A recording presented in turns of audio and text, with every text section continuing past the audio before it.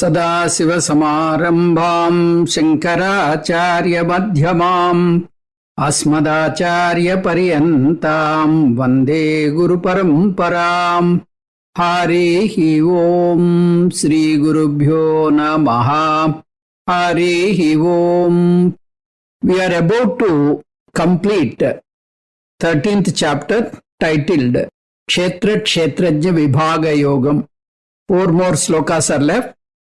In the previous class, Paramatma started narrating the advantages of acquiring self-knowledge. He already mentioned 4 advantages. He said that you get Sarvatra Samadarsanam. So you can see the divinity in every aspect, the divinity in every being.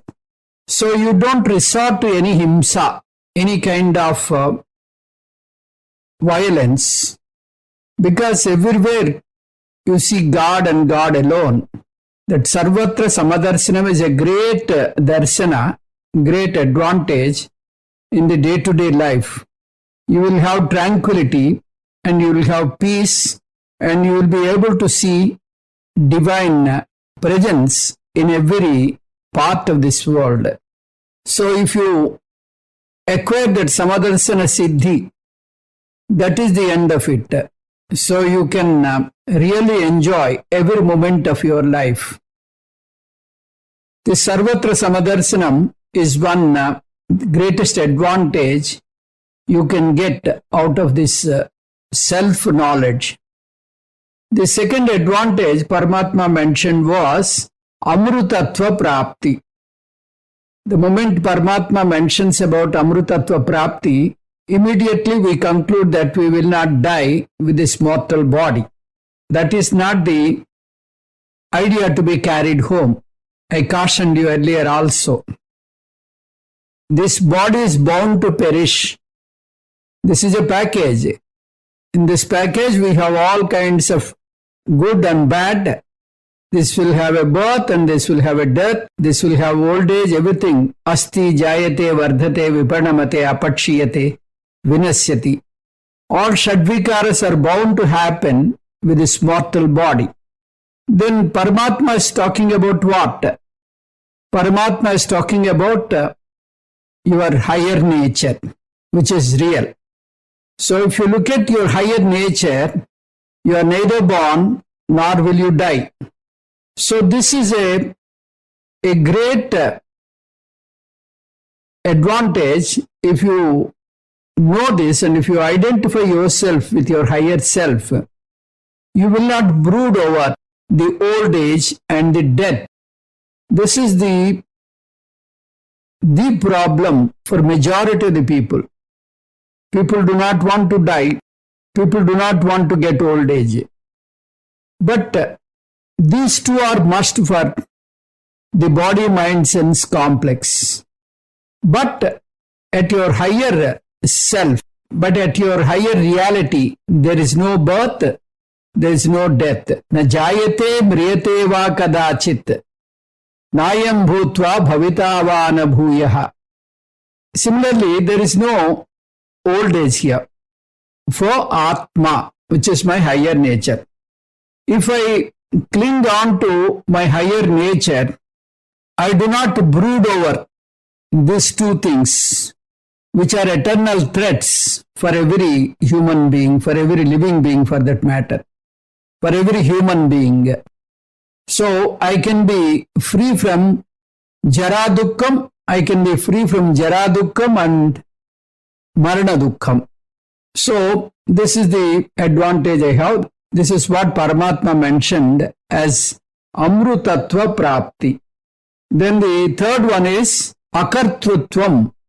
Akartrutvam means in spite of doing so many actions, in spite of performing day-to-day transactions, Jnani will not incur any agami karma phalam. He will not accrue papam or punyam in this janma. A fresh papam or punyam will not be accrued. How? because he identified himself with Atma. Atma cannot perform any action. All the actions are done by body, mind, sense complex along with reflected consciousness. The original consciousness, which is my real nature, will not perform any action. It is only Sakshi Chaitanyam, the witnessing consciousness. Therefore, as witnessing consciousness, I am not performing any action. I am a karta. As a karta, I do not accrue any papam or punyam in this janma. All sanchita karmas are burnt by Atma Jnanam. The sanchita karmas are exhausted. Agami is not generated. Prarabdham is experienced. There is no karma balance to get another janma. That means you are free from punarapi jananam, punarapi maranam. This is the greatest advantage of getting self-knowledge, which is the third advantage. The first advantage was sarvatra samadarsanam. The second advantage is amrutatva prapti. The third advantage is akartrutvam. The fourth advantage, which I mentioned in the earlier class, was brahmatva prapti. Brahmatva prapti means you become Brahma. All the qualities of Brahma will be your qualities. So when you have that brahmatva prapti, you don't need anything to satiate you. You don't need anything to give you happiness. You have purnatva siddhi. You are whole and complete. You don't require anything to make you happy. Earlier, what was the situation as ajnani, as a person not knowing your own self, not recognizing your own self, and not staying in that nishta? You are continuing with an idea that you are body, mind, sense complex. With that mistaken identity, you are a wanting person. Always I want. This continuously, this tambura shruti was on and on. Now, that inadequacy is no more there. That wanting tambura shruti stopped. You started gauging happiness within yourself. You realized that you are the source of happiness. So once you identify the real source of happiness, there is no need for you to run around to get happiness. So this is the greatest advantage of acquiring self-knowledge. Now we will enter into the 32nd sloka. We have stopped at 31st sloka. We are now proceeding with 32nd sloka in chapter 13. Anaditvat nirgunatvat paramatmayam avyayah sarirastopi kaunteya nakaroti nalipyate.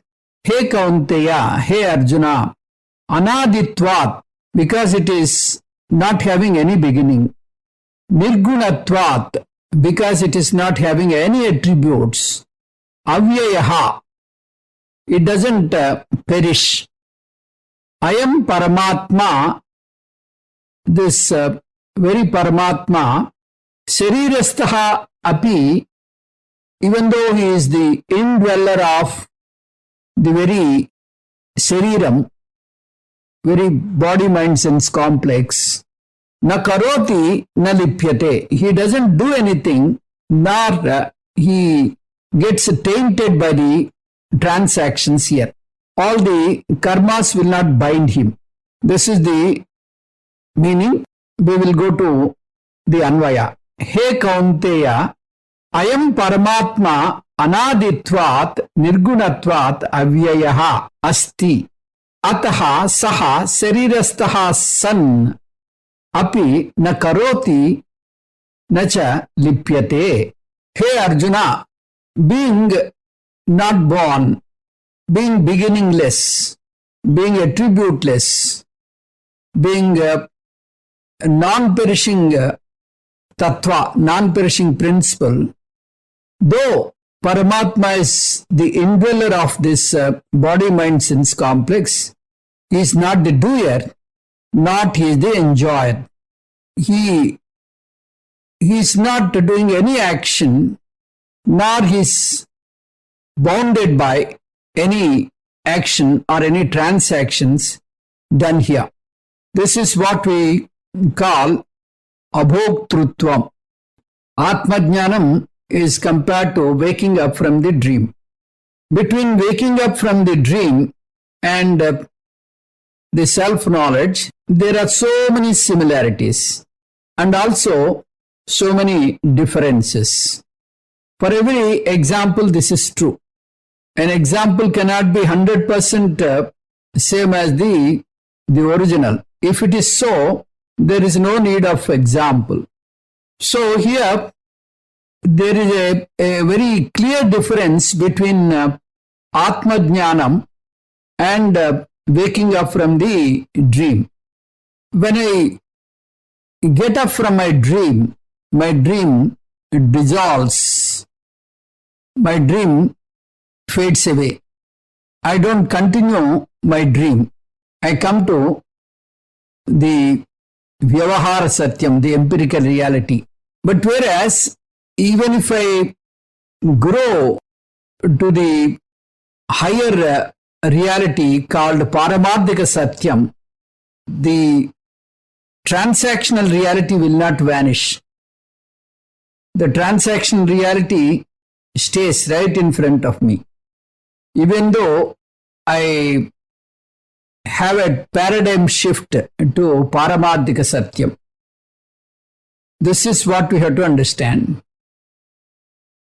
We know that sky is not blue. Sky is colorless. Sky appears blue by a scientific effect. But even though you know that sky is not blue, still you cannot avoid seeing the sky blue. You cannot see sky colorless. Similarly, you very well know that sunrise and sunset are not true. In fact, Earth is revolving around the sun. It is not that sun is revolving around the earth. This clarity we all have by our basic science knowledge.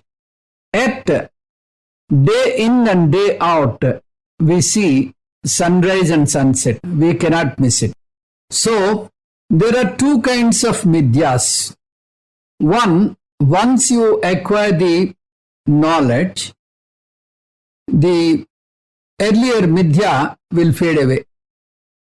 The second one, even though you know the knowledge, even though you are aware of it, it is a midya vastu, but still it stays right in front of you. So, this is what we have to clearly know. A jnani has the Vyavahara Jagat right in front of me, even though he clearly knows that it is midya. A dreamer, when he wakes up, the dream fades away. But it is not the case of the jnani. Jnani, when he knows that the Vyavahara Satyam or Jagrat Prapancham, the wakeful world, the transactional world is all midya, but it will not fade away. It will be right in front of him. But all the same, he understands there is no reality in it. With that very awareness, he continues. If you see the difference between the dreamer and the Jagrat Purusha, the dreamer and the Pratibhasika Jiva means the dreamer, the Vyavaharika Jiva, who is the Jagrat Purusha, will see the difference. The dreamer will have the Pratibimba Chaitanyam, which is created by the mind. Already one reflected consciousness is there, due to which we are performing our day-to-day actions. But during dream, again one more reflection takes place. That reflection is due to mind. Whereas for a person who is in the transactional reality, the reflected consciousness is only one. Mind is not again projecting. A dreamer is in dream number one, whereas a person who is in the Jagrada Avastha, he is having dream number two, the dream of that cosmic person. If a dreamer wakes up to the transactional world, he becomes Jagrat Purusha. Whereas if a Vyavaharika Jiva wakes up to the absolute reality, the Paramarthika Satyam, he is called Paramarthika Jiva. A dreamer feels the dream world is real. A person in Jagrada Avastha feels Swapna Prapancham or dream world is Midya. A dreamer can get away from the dream simply by waking up. A Jagrat Purusha can understand that Jagrat Avastha is Midya by acquiring self-knowledge. A dreamer, when he wakes up, this dream world fades away. For a Jagrat Purusha, even though he acquired self-knowledge, the transaction world, though it is Midya, it will continue right in front of his eyes. So these are the differences one must understand. One must notice and then proceed accordingly. Ayam Paramatma Avyayaha. So this Paramatma is not perishable. Though he is the indweller of this perishing body, Paramatma is not perishing. So, just as the Jagrat Purusha is not tainted by dream, the dream rain will not wet him, the dream fire will not burn him, the dream tiger will not hurt him, because he is in the higher level of reality. Similarly, even though he is in the Jagrada Avastha, the Paramarthika Satyam is at a higher level. Paramatma is in the Paramarthika Satyam. So Paramatma is not perishable. He is not tainted by any of the Vyavahara Satyam. Just as Jagrat Purusha is not affected by dream events, Paramatma is not affected by transactional events. So he is not perishable. He is not subject to any change. Anaditvat. He doesn't have beginning. Paramatma is beginningless because he doesn't take birth nor will he die. He doesn't have Shadvikaras. Asti jayate vardhate viparnamate apachiyate vinasyate. These Shadvikaras are not there for Paramatma. Nirgunatvat. He is attributeless because he is avyaya, he is not perishing. He doesn't have any kind of attributes, any kind of change, modification. These modifications are two types. One is modification in the very material.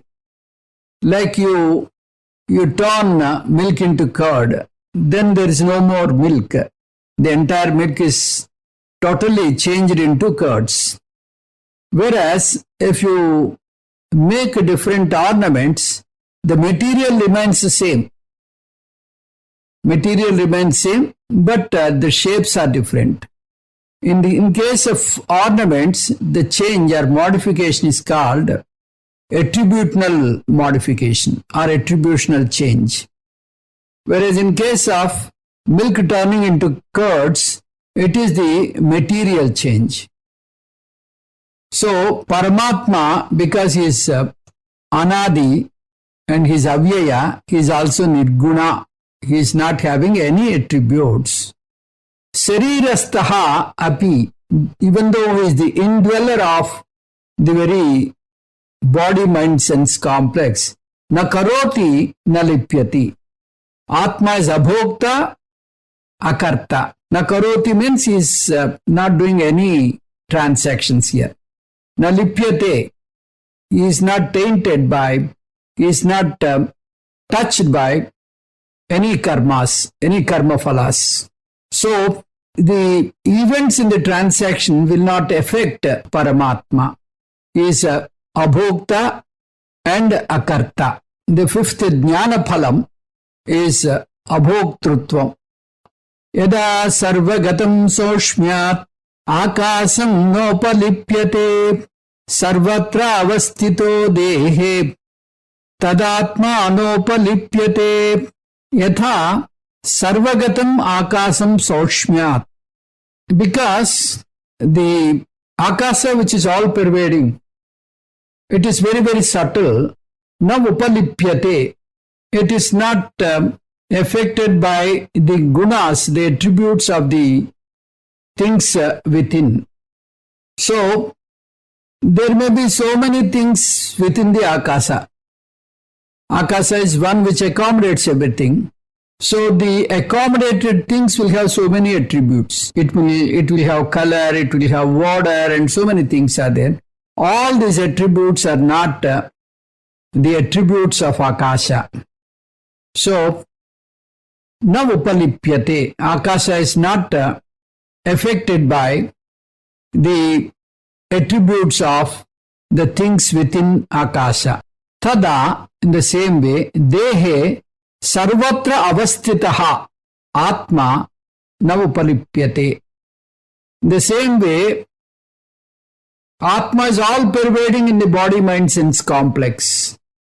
Just as sky is not affected by the things within the Akasha, in the same way, Dehi or Paramatma, who is the indweller of Deham, who is all pervading within the body, is not affected by the attributes of the body. Yada sarvagatam akasam saushmyat na upalipyate tada sarvatra dehe avastitaha atma na upalipyate. Just as all pervading sky, because of its subtlety, is not tainted by the attributes of the things within, in the same way, the Dehi, who is the indweller of the body, mind, sense complex, is not affected by the gunas or the attributes of the body, mind, sense complex. The attributes of body, mind, sense complex are not the attributes of Atma. This is what we have to understand. That means Atma is asangam. Atma is not affected by the gunas of the Deha. There are certain similarities between Atma and Akasha. Atma is Ekam, Akasha is also Ekam. Atma Ekaha, Akashaha Ekaha. Both are one. There are not many skies, only one sky is there. Similarly, Atma is only one. Though bodies are different, though people are different, Atma is only one. The second similarity is Sarva Vyapakatvam. Atma is all pervading. Akasa is also all pervading. That is the very definition of Akasa. Asamantat kasate iti Akashaha. Sarvam apnoti iti Atma. So both are all pervading. Achalatvam. Because Atma is all pervading, it cannot move anywhere. The bodies move, but Atma doesn't move. The bodies move within the Atma. Similarly, Akasa is all pervading and it cannot move. All the things within the Akasa or moving. Nirvikaratvam. Nirvikaratvam means Atma is not subject to any modification. It will not grow, it will not change. In the similar way, Akasa is not subject to any modifications. All things within Akasa are changing, but Akasa doesn't change. Akasa doesn't change, the space doesn't change. Akhandatvam.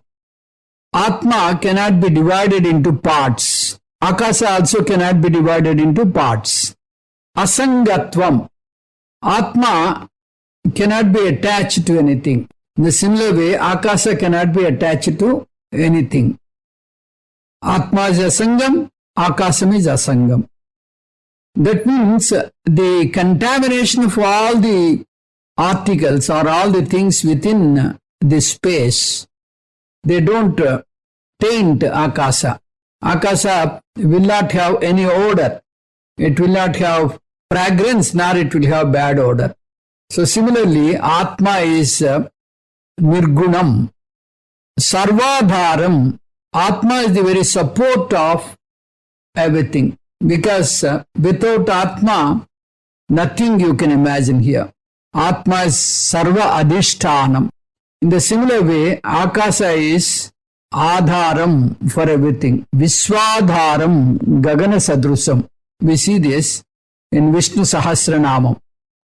One more similarity is there. Sushmatvam. Atma is the subtlest thing which you cannot perceive with your jnanendriyas, with your instruments of knowledge. Similarly, Akasa is subtler. The subtlest is the Atma. Akasa is the subtler in the things which you experience here. So, though there are so many similarities, the difference is Atma is Chaitanyam, Akasam is Jadam. So we have Yada Sarvagatam Akasam na upalipyate. As Akasa, which is all pervading, is not attached to anything, in the similar way, Tada Atmana upalipyate. Sarvatra dehe avastitaha. Even though it is the indweller of the body, mind, sense complex, it is not attached to anything. Yadha prakasayatyeka krusnam lokamimam ravi kshetram kshetri tada krusnam prakasayati bharata. Bharata, O Arjuna, yadha ekaha ravihi, one sunlight, imam krusnam lokam, this entire lokam, entire world, prakasayati, it enlightens, it brightens, tada kshetri. In the same way, one Atma, prusnam, staying in the entire living beings, kshetram prakasayati, it enlivens the bodies. So it makes the body sentient. He Bharata, yada ekaha ravihi imam krusnam lokam prakasayati, tada kshetri krusnam kshetram prakasayat. Just as one sunlight illumines the entire world, the same way kshetri residing in the kshetram enlivens the body. So here also, between sunlight and Atma, there are many similarities. Sunlight is ekam. Ekatvam is the first similarity. Sunlight is one and Atma is one. Sarvagatatvam. Sunlight is all pervading. Atma is all pervading. Achalatvam. Because sunlight is all pervading, it cannot move anywhere. Nirvikaratvam. Sunlight cannot modify, whereas the reflection can modify. Similarly, Atma is not subject to any modification. Sunlight is not subject to any modification. Atma is also not subject to any modification. Akhandatvam.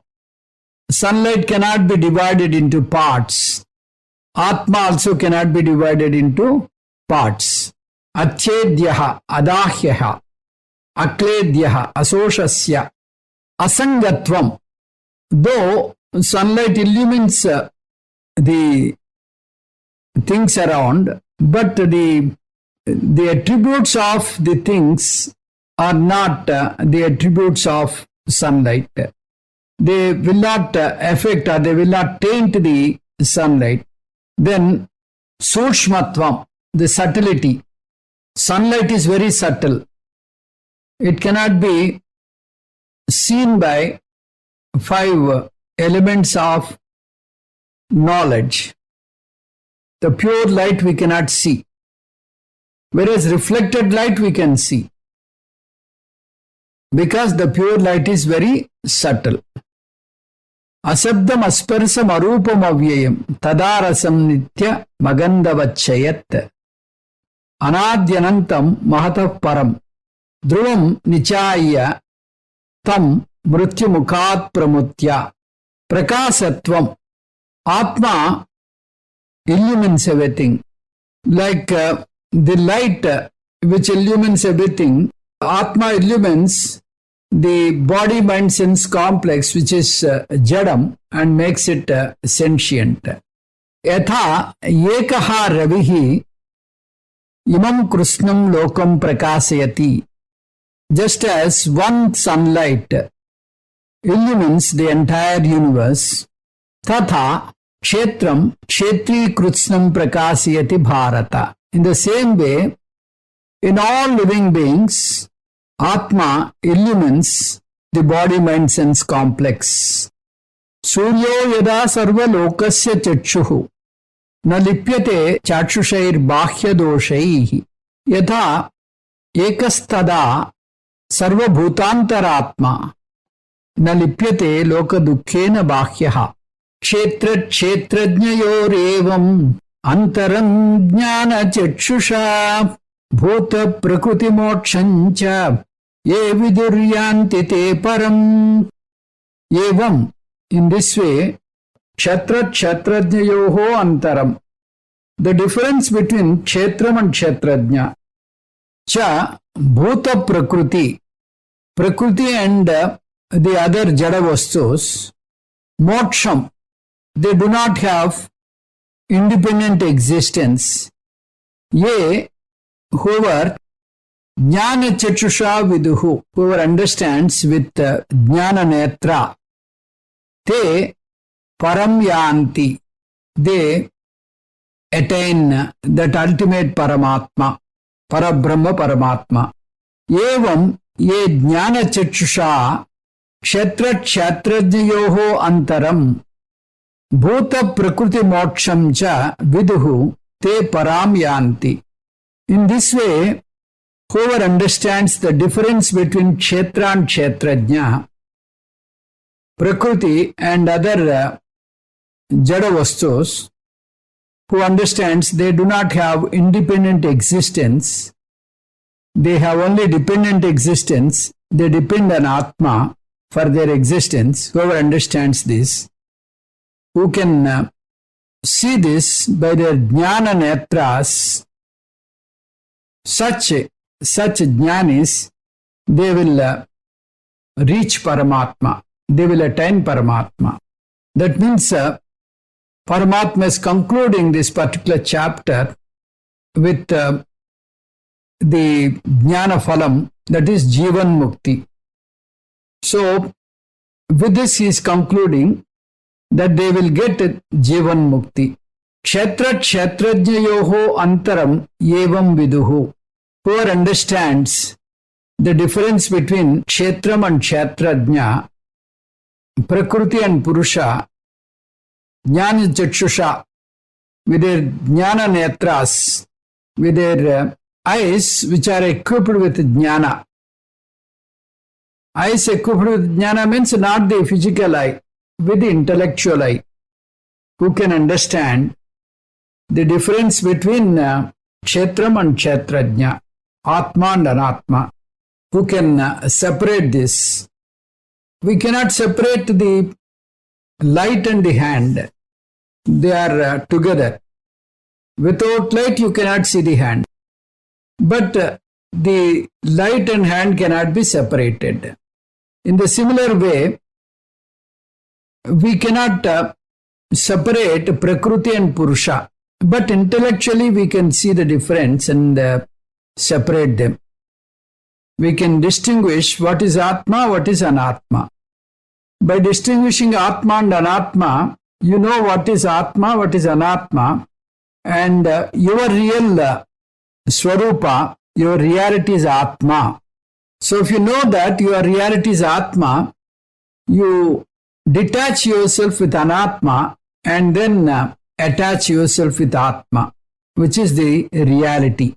By knowing this reality, by staying in this reality, you can get the benefit of Atma Jnana.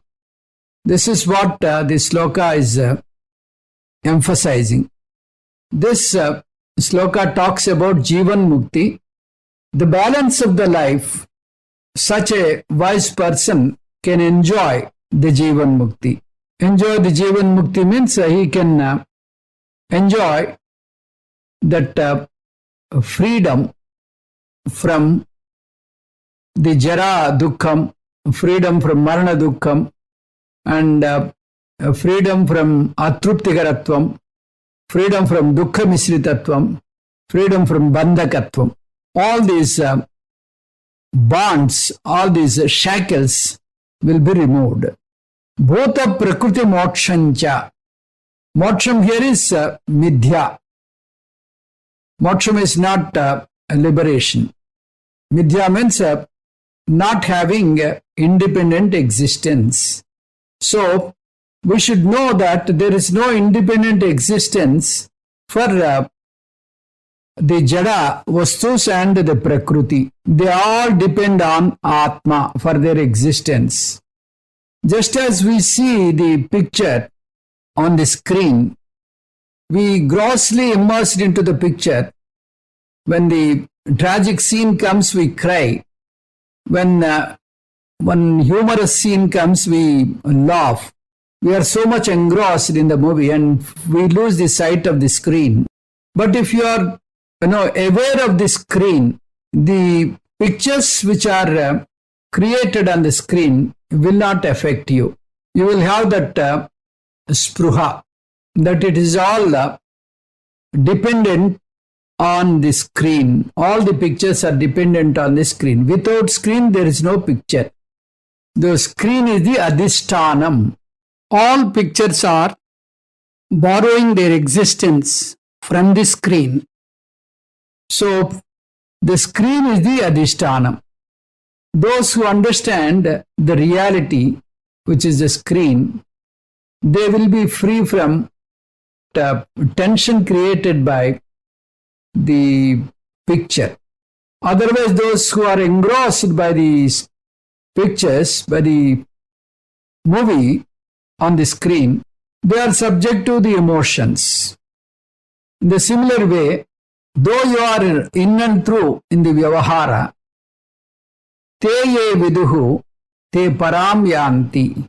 So those who are aware of this Atma Tattvam is the reality, they are free from the bondage, free from insecurity, and they are liberated here and now. They have the Jivan Mukti, and that is the advantage promised by Paramatma.